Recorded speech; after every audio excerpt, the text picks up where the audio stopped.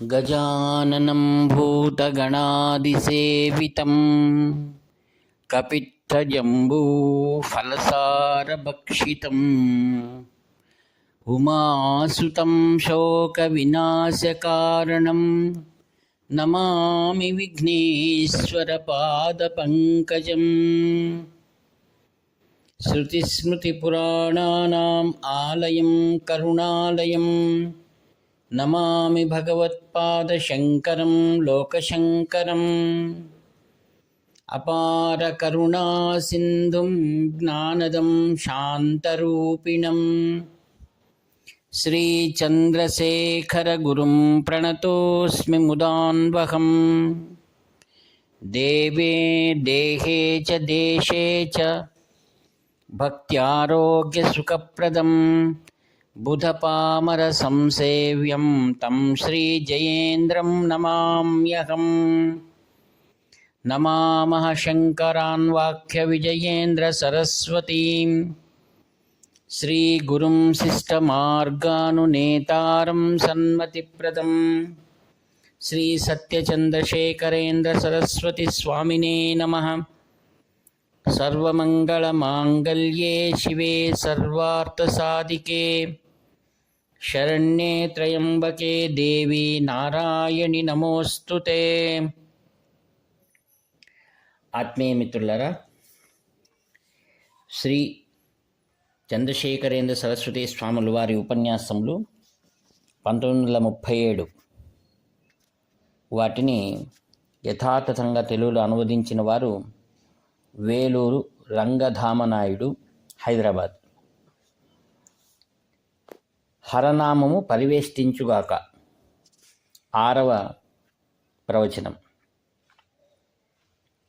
మన యొక్క మతస్థులు సంగముగా కూడియున్న సమయమందు పలువురు మాట్లాడుట వల్ల శబ్దము నిండియున్నెడల మౌనము కలుగజేయుటకొక సులభమైన మార్గం ఉన్నది. సంఘమధికము, సంభాషణతో నిండియున్నది. ఇందులో ఒకరు చెప్పునది ఎల్లరూ వినున్నట్లు చేయవలను. అట్టి సమయంలో హర హర మహాదేవ అని ఒకరు కంఠమెత్తి చెప్పిన ఎడల ఎల్లరును దానిని ఉచ్చరించుదురు. అప్పుడు భాషణం నిలిచిపోవుడు. ఆ సమయమందు వారికి ఏదో చెప్పదొడిగిన వారు చెప్పబూననవును. హరహర మహాదేవ ఎను నామావళి జనులనేక ఏకము చేయుచున్నది. దేశము ఒకటిగా చేయుటకును అదియే మార్గము. లోకము ఐక్యము చేయుటకు కూడా అదియే మార్గము. లోకమందు ధనికులను కార్మికులకును పరస్పర విరోధము ఏర్పడిపోవుచున్నది. రాజ్యాంగమునకును ప్రజలకును మనస్తాపం ఏర్పడుచున్నది. పెద్దవారికిన్ని చిన్నవారికిన్ని పోరాటము, ధనికులకును బీదలకును పోరాటము, ఒక జాతికి ఇంకొక జాతికి ద్వేషం, ఒక మతమునకి ఇంకొక మతమునకు ద్వేషము. ఇట్లెల్లా పరస్పర విరోధము లేక ఉండుటకే ఎల్లరూ యాశపడుచున్నారు. సంఘములో ఎమరికగా నుండుటకే ఒక్కొక్కడును ఇష్టపడుచున్నాడు. అయితే ఒక్కొక్కడును ప్రక్క నుండి వాణ్ణి పొడుచుచున్నాడు. మాట్లాడబోకని కేక వేయుచున్నాడు. అందరూ వేయు కేకలు ఉరిమినట్లగుచున్నవి. అట్టి సమయమందు ఒక నామావళి సరియగు స్థితిని కలిగించుచున్నది. లోక వ్యవహారమందును భగవంతుని ఎడ భక్తి కలిగినట్లయినా వాని యందు భక్తి కలిగిన ఇతరుల యందును ప్రీతి కలుగును. అప్పుడు మాత్సర్యం ఏర్పడదు. కనుక లోక కక్షలు నిర్మూలించుటకును భక్తి కలుగునట్ల ఉపదేశము చేయవలను. పెద్ద కలకల ధ్వనిని పోగొట్టి నిశ్శబ్దమును చేకూర్చిన ఈ హరహర మహాదేవ ఎను దానిని మనకు ఎవరు నేర్పించిరి? మన తల్లిదండ్రులు కారు. పారంపర్యముగా అది వచ్చుచున్నది. ప్రపంచమందు హరనామ శబ్దం ఉండిన ఎడల ద్వేషం తొలగిపోవును. హరుని భక్తి సలిపి మోక్షం పొందిన 63 శివభక్తుల యొక్క విగ్రహములను శివాలయములలో చూచుచున్నాము. వారిని దర్శించినచో మనకును శివప్రసాదమును కలుగుటకు కారణమైన భక్తి కలుగుగాక అని విగ్రహములను స్థాపించి ఉన్నారు. శివభక్తులలో నలుగురు సమయాచారులని చెప్పబడుచున్నారు. వారిలో ఒకరు అప్పరు. వాగీశ్వరుని సంస్కృతమున వారికి నామము, అనగా వాక్కునకు ప్రభువు. సుందరులు ఒకరు, సంబంధులు ఒకరు, మణివాచికర్ పెరుమాళ్ ఎను మాణిక్యవాచికర్ ఒకరు. సంబంధ స్వామి ఒక సమయమందు ఒక స్వస్తి దశకము గానము చేసిరి. నాయన్నార్ల విగ్రహములలో చిన్న బాలుని వలె కరమునందు తాళముంచుకొని ఉన్నవారే సంబంధ స్వాములు. 16 సంవత్సరములే వారు ఈ ప్రపంచమందుండిరి. జగదంబ యొక్క స్తన్యపానముచే జ్ఞానం యొక్క సంబంధము పొంది తక్షణమే తోడుడై సెవియన్ ఎను దశకమును పాడిరి. పరమేశ్వరుడే వారికి సువర్ణ తాళమునిచ్చిరి. సువర్ణ తాళము ధరించిన వారి ఆలయమని సీర్కాళిలో ఉన్నది. సువర్ణ తాళముందు ధ్వని పూర్తిగా నుండనందున దానిలో ధ్వని పూర్తిగా ఉండినట్లు ఎంబిక అనుగ్రహమస్సకెను.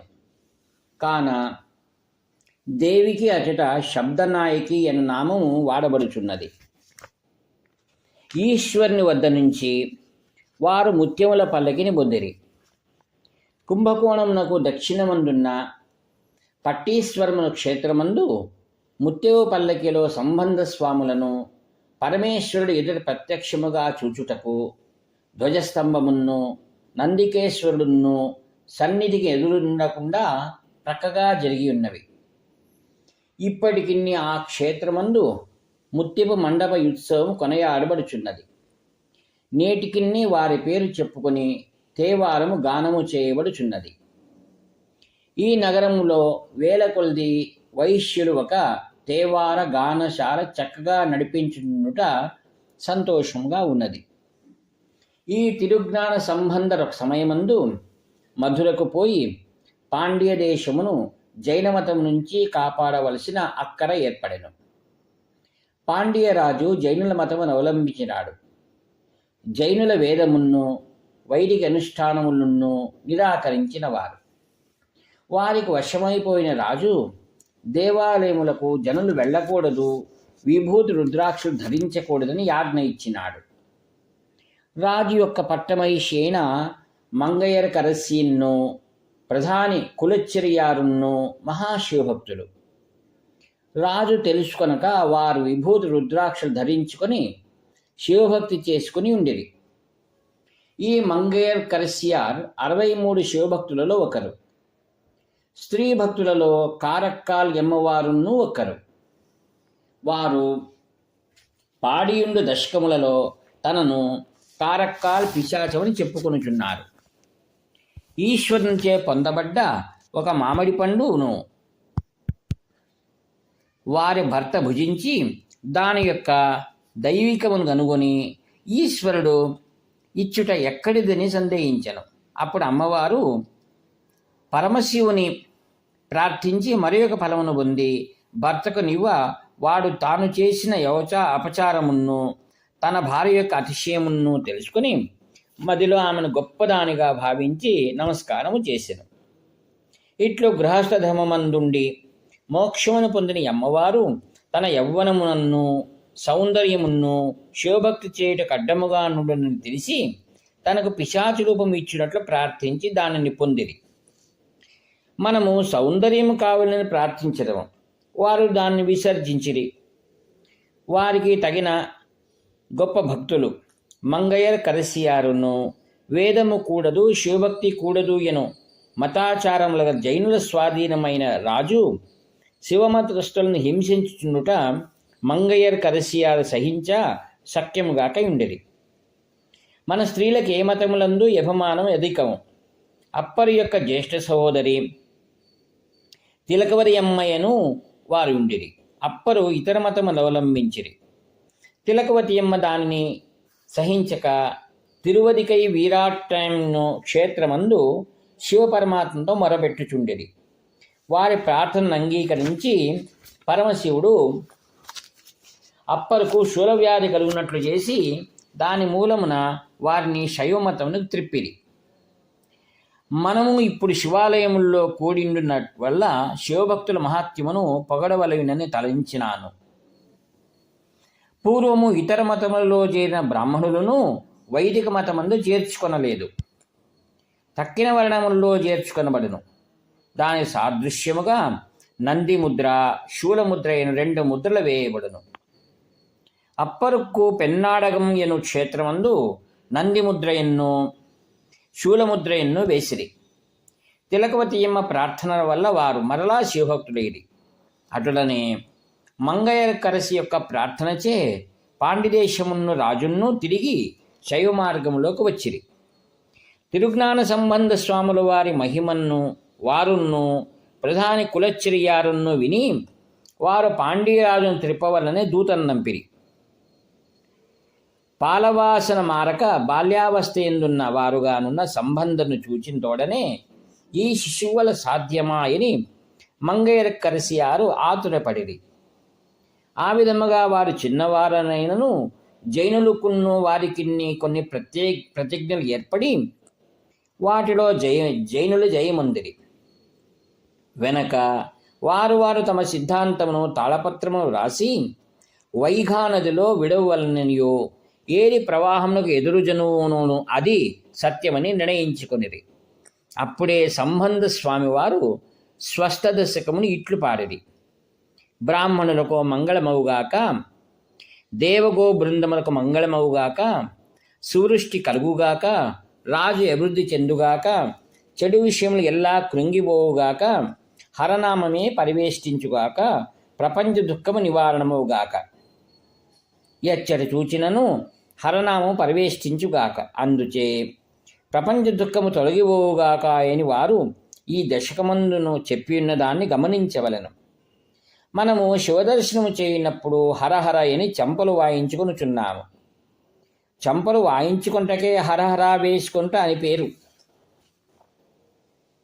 వైష్ణవులు పెరుమాళుని సేవించినప్పుడు చెంపలు వాయించుకుంటలేదు.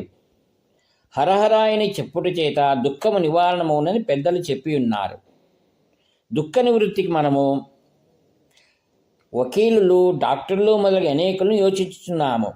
దుఃఖము తీర్చా మన పెద్దలు చెప్పి ఉండి ఉపాయము గమనించదము.